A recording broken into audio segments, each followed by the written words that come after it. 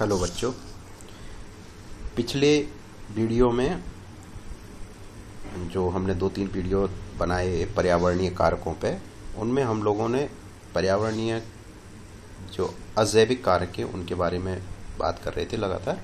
तो पहले में हम लोगों ने ओवरऑल अजैविक घटकों के बारे में बात की, दूसरे में हमने एडेफिक फैक्टर या मृदा के बारे में बात की। उसके बाद हमने अगले वीडियो में तापमान के बारे में बात की थी। तो इसी कड़ी में हम आगे इस वीडियो में पर्यावरणीय कारकों के अजैविक घटक जल और वायु के बारे में बात करेंगे। जल और वायु किस तरह से जीवों को प्रभावित करते हैं, इस बारे में हम इस वीडियो में बात करेंगे। तो सबसे पहले हम शुरू करते हैं जल। जल अजैविक घटक के रूप में वातावरण में या जो इकोसिस्टम है, पारिस्थितिक तंत्र है, उसको किस तरह से प्रभावित करता है ये देखते हैं। तो जल जीवधारियों के लिए सीधे या परोक्ष रूप से वेरी इंपॉर्टेंट है। ठीक है, तो water is essential for life and all the biotic component of the ecosystem are directly dependent on the water for survival. जितने भी जैविक घटक होते हैं, किसी भी इकोसिस्टम में दो घटक हैं, जैविक और अजैविक। ठीक है, हम अजैविक घटकों का प्रभाव जैविक घटकों पर क्या पड़ता है उसके बारे में बात कर रहे हैं। तो जितने भी जैविक घटक हैं उनके लिए वाटर बहुत ही एसेंशियल है। बिना वाटर के किसी भी जीवन की कल्पना नहीं की जा सकती। ठीक है, तो बिना जल के जीवन की कल्पना करना कठिन है। पृथ्वी पर आप यदि टोटल पृथ्वी पर देखेंगे तो 73% जो भाग है पृथ्वी का वो जल से ढका हुआ है। ठीक है, समस्त जैव भूमंडल जो सारा बायोस्फीयर है उसमें जीवधारी सीधे तौर पर जल से प्रभावित होते हैं। उनका जल का असीमित महत्व है। दूसरा, जो बायोस्फीयर है, हमारा जो पृथ्वी प्लानेट है, इस पर जंतुओं का सबसे बड़ा प्राकृतिक निवास भी जल ही है, क्योंकि समुद्रों में आप जानते हो बहुत सारे प्रकार के जीव निवास करते हैं। पृथ्वी पर जल का वितरण सब जगह एक जैसा नहीं है। कहीं पर जल स्रोतों की गहराई बहुत गहरी होती है और कहीं बहुत उथली होती है। ठीक है,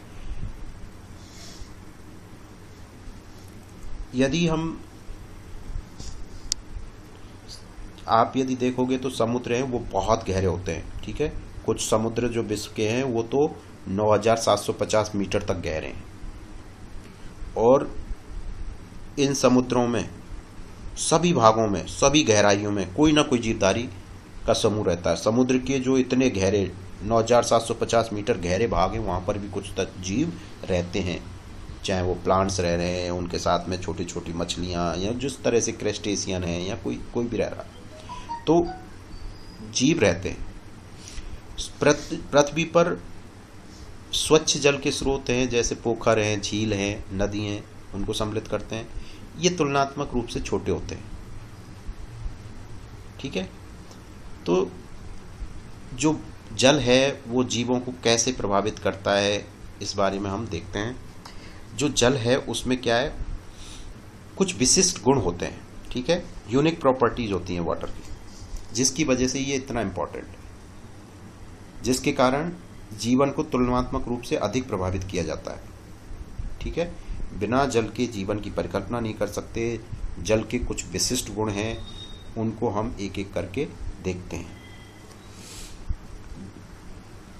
जैसे पहला इसका गुण है यूनिवर्सल सॉल्वेंट। यूनिवर्सल सॉल्वेंट का मतलब इसमें किसी भी प्रकार का पदार्थ घुल जाएगा। ठीक है, कोई भी पदार्थ है वो इसमें घुलनशील घुल जाएगा। तो जल के अंदर ज्यादा से ज्यादा जो रासायनिक पदार्थ हैं वो आसानी से घुल जाते हैं, इसलिए एक यूनिवर्सल सॉल्वेंट के रूप में इसके काम करता है। इसके बाद जो सरफेस टेंशन है वो वाटर का ज़्यादा होता है, ठीक है, सरफेस टेंशन है वो भी प्रभावित करता है। उसी की वजह से जो कुछ प्राणी हैं वो तैर पाते हैं। आपके समुद्र में देखा है बड़ी बड़ी मछलियाँ तैरती रहती हैं, इसीलिए क्योंकि उसमें सरफेस टेंशन होता है, विस्कोसिटी है, ठीक है। तो इसके जो भौतिक गुण हैं इनमें हवा से ये अधिक भारीपन है, पारदर्शी है यानी ट्रांसपेरेंट है, इसमें लचीलापन होता है, विस्कोसिटी होती है, अधिक जो भारीपन है ना, क्या है, डेंसिटी, इसकी जो डेंसिटी है वो ज़्यादा है। ज़्यादा डेंसिटी होने के कारण ही क्या होता है, जो जलीय प्राणी हैं वो आसानी से तैर पाते हैं। और ट्रांसपेरेंट होता है, कैसा होता है ये, ट्रांसपेरेंट होता है। ट्रांसपेरेंट होने से जलीय प्राणी सफलतापूर्वक क्या कर पाते हैं, देख पाते हैं जल के अंदर, यानी जलीय जीव जो जल के अंदर रहते हैं वो इसकी ट्रांसपेरेंसी की वजह से आसानी से देख पाते हैं। और सबसे जो महत्वपूर्ण इसका है हीट कंडक्टेंस, ऊष्मा का संचरण। जो जल होता है उसमें जो उसके ऊष्मीय गुण हैं वो बहुत महत्वपूर्ण है। और हीट, जो स्पेसिफिक हीट है वो भी जल की ज़्यादा होती है। इसके अलावा इसमें सैलिनिटी है, प्रेशर है, ये विभिन्न विभिन्न रूप में प्राणियों को प्रभावित करते हैं। यदि हम जल की उपलब्धता के आधार पर देखें, यानी उपलब्ध जल के परिणाम की दृष्टि से हम जीवों को देखें तो जीवों को हम दो भागों में बांट सकते हैं। एक तो यूरी हाइड्रिक, पृथुजलीय। यूरी हाइड्रिक का मतलब ऐसे जीव जो जिनमें क्या है, जो जल के परास की सहनशीलता की सीमा है वो क्या ज़्यादा होती है। उपलब्ध जल है उसकी सहनशीलता की सीमा ज़्यादा होती है, वो यानी वो थोड़े कम पानी में भी रह सकते हैं, ज़्यादा में रह सकते हैं। तो इस तरह के जो जीव होंगे वो यूरी हाइड्रिक या पृथुजलीय कहलाएंगे, यानी इनकी जल की उपलब्धता पर निर्भरता का जो परास है वो विस्तृत होता है। और दूसरे प्रकार के स्टेनोहाइड्रिक। स्टेनोहाइड्रिक जो जीव हैं उन प्राणियों में जल के लिए सहनशीलता की जो परास है, रेंज है, वो कम होती है। आपके जो स्थल है यानी थल है, पृथ्वी है, उसका जो थलीय भाग है, उनमें जो पौधों का वितरण है वो प्रत्यक्ष रूप से जल की उपलब्धता पर निर्भर करता है। थल पर पौधों का वितरण प्रत्यक्ष रूप से जल की उपलब्धता पर निर्भर करता है। विशेष प्रकार की वनस्पति, विशेष प्रकार के जंतुओं का उस क्षेत्र में निवास होता है। तो इस तरह जो थलीय जंतु होते हैं, टेरेस्ट्रियल एनिमल होते हैं, स्थलीय जो जंतु हैं या टेरेस्ट्रियल एनिमल हैं, उनका वितरण भी अप्रत्यक्ष रूप से जल की उपलब्धता पर निर्भर करता है। जल की उपलब्धता किस पर निर्भर करती है? जो जल की उपलब्धता है वो आपके जो वर्षा है, जल की उपलब्धता किस पर निर्भर करेगी? वर्षा पर निर्भर करेगी कि कितनी वर्षा होती है उस क्षेत्र में। दूसरा, आर्द्रता पर निर्भर करेगी, उस एरिया में आर्द्रता क्या है। इसके अलावा जो मृदा है उस पर निर्भर करेगी, क्योंकि जो मृदा है वो जल का एक महत्वपूर्ण स्रोत है।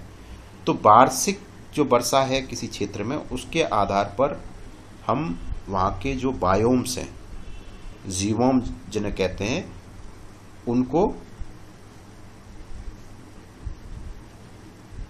विभक्त करते हैं। तो जो 0 से 10 इंच वार्षिक वर्षा वाले क्षेत्र हैं उनको मरुस्थलीय या डेजर्ट बायोम कहते हैं। यानी जिन क्षेत्रों में 0 से 10 इंच वर्षा होती है, एनुअल प्रेसिपिटेशन होता है, वो डेजर्ट एरिया या मरुस्थलीय बायोम कहलाते हैं। और जिन क्षेत्रों में 10 इंच से लेकर 30 इंच तक एनुअल प्रेसिपिटेशन या वार्षिक वर्षा होती है, उनमें घास स्थल और सवाना या खुले वन स्थल पाए जाते हैं। और जिन क्षेत्रों में 30 से लेकर 50 इंच तक वार्षिक वर्षा होती है उनको उष्णकटिबंधीय वन क्षेत्र कहते हैं। और जहां पर 50 डिग्री से ज़्यादा वार्षिक वर्षा या एनुअल प्रेसिपिटेशन होता है उनको नम वन कहा जाता है या नम वन पाए जाते हैं। तो पौधों को उपलब्ध जल का परिणाम केवल वार्षिक वर्षा के मान पर ही निर्भर नहीं करता है, बल्कि जो मृदा है उसकी जो जल धारण क्षमता है, वाटर रिटेनिंग कैपेसिटी है, उस पर भी निर्भर करता है। और वाटर रिटेंशन कैपेसिटी जो सॉइल की होती है वो जीवों के वितरण को प्रभावित करती है। ठीक है, इसके बाद हम देखते हैं कि एक कई बार क्वेश्चन पूछा जाता है कि जो स्थलीय प्राणी हैं उनमें क्या अनुकूलन पाए जाते हैं, है ना, adaptation in the terrestrial animals. इसके बारे में कई बार क्वेश्चन आपके आता है। तो जो स्थलीय प्राणी हैं उनमें क्या है, डेसिकेशन या जो जल की हानि है उसको रोकने के कुछ ना कुछ एडेप्टेशंस पाए जाते हैं, है ना। जल हानि को रोकने के कुछ ना कुछ, जो जल है उसकी हानि को रोकने के लिए कुछ ना कुछ जीवों में व्यवस्था होती है। वो जल हानि से बचने के लिए या डेसिकेशन से बचने के लिए कुछ ना कुछ एडेप्टेशन लिए हुए होते हैं। तो जनरली जो टेरेस्टेरियल एनिमल हैं या स्थलीय जो प्राणी हैं उनमें बॉडी कवरिंग पाई जाती है ना, शरीर के ऊपर कोई ना कोई कवरिंग होती है जो कि वाटर के जो लॉस है उसको कम करती है या लिमिटेड करती है।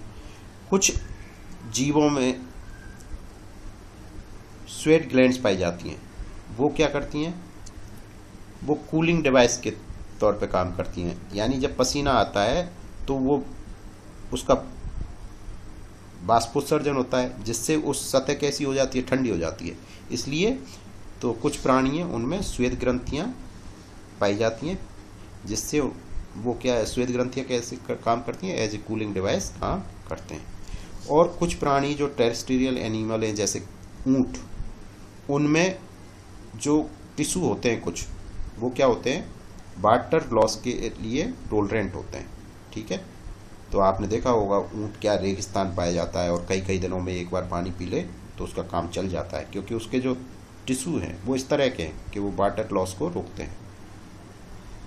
और इसी तरह जो स्थलीय कीट हैं, इंसेक्ट जो हैं, उनमें भी अनुकूलन पाया जाता है। कुछ कीट जो वाटर बॉडी है, जो उनकी जो बॉडी सरफेस है वो सीधे जो एटमॉस्फेयर में आर्द्रता है, ठीक है, जो मॉइस्चर है एटमॉस्फेयर में, उसको एब्जॉर्ब कर लेते हैं। तो इस तरह से कुछ एडेप्टेशंस हैं जो कि टेरेस्टेरियल एनिमल्स में पाए जाते हैं जिससे उनका जीवन आराम से इस तरह के एनवायरनमेंट में चलता रहता है। अगला जो अजैविक घटक है वो है वायु, एयर।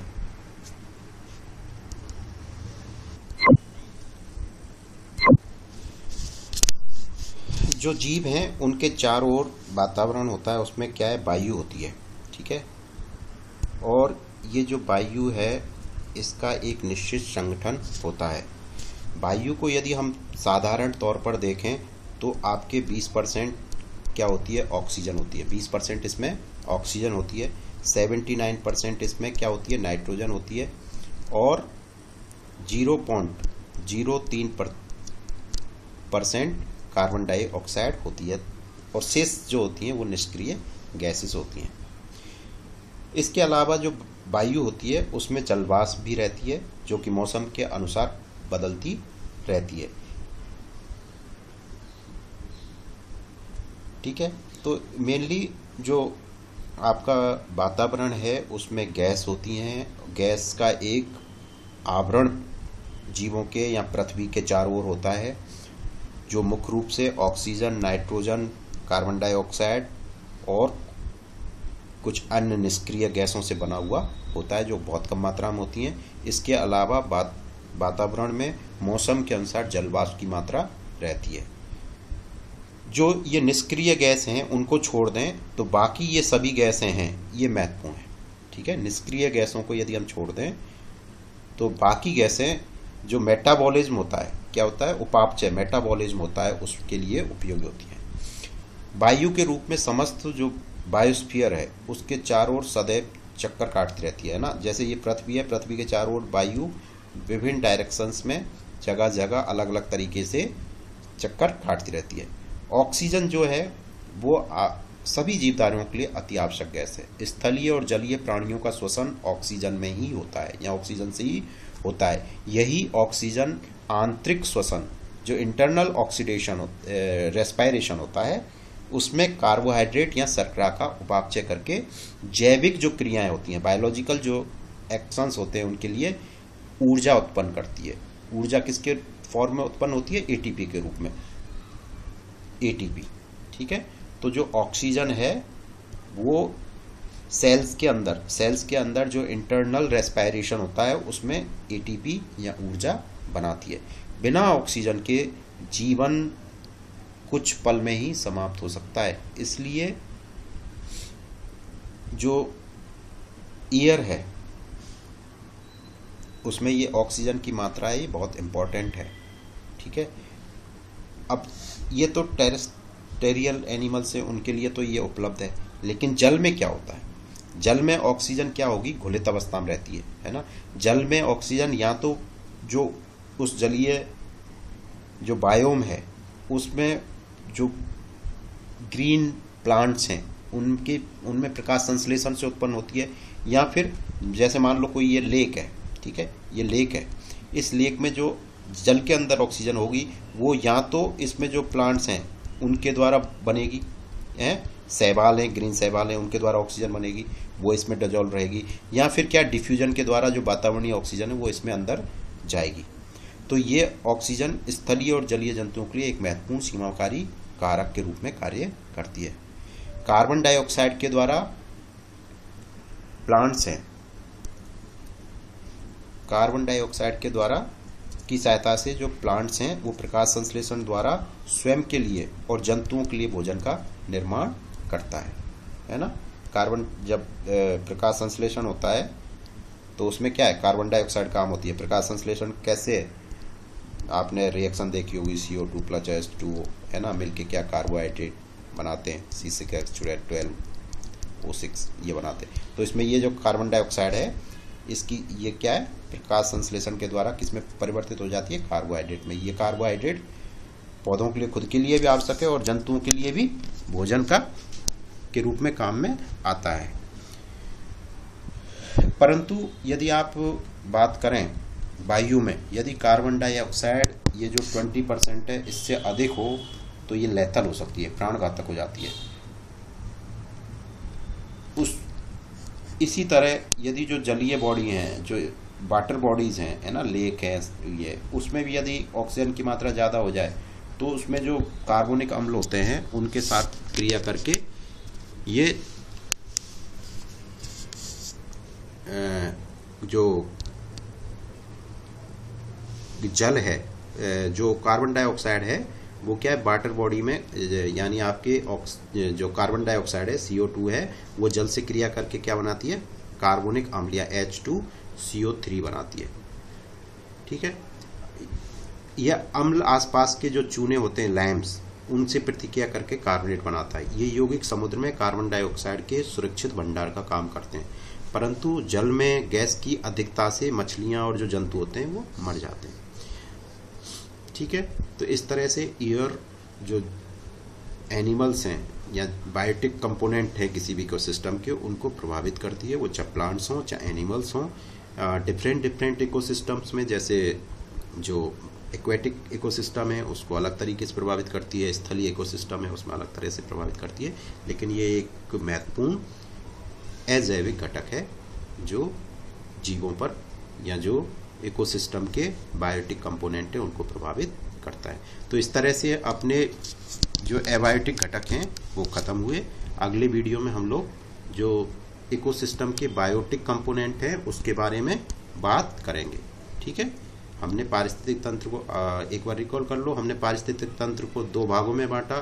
पारिस्थितिक तंत्र है उसमें दो प्रकार के घटक देखे। पहला कौन सा था? बायोटिक घटक, बायोटिक घटक, और दूसरे थे एबायोटिक घटक। हमने एबायोटिक घटक की बात पहले की है, ठीक है। एबायोटिक घटक में हम लोगों ने क्या देखा? एबायोटिक घटक में हमने मृदा देखी, ठीक है, टेम्परेचर देखा, तापमान देखा, एयर देखी, वाटर देखा, है ना। इसके अलावा लाइट, ह्यूमिडिटी, ये सब मिला के जो बायोटिक कंपोनेंट हैं उनको प्रभावित करते हैं। अगले वीडियो में अपन बायोटिक कंपोनेंट के बारे में या बायोटिक जो फैक्टर्स हैं उसके बारे में बात करेंगे। तब तक के लिए धन्यवाद।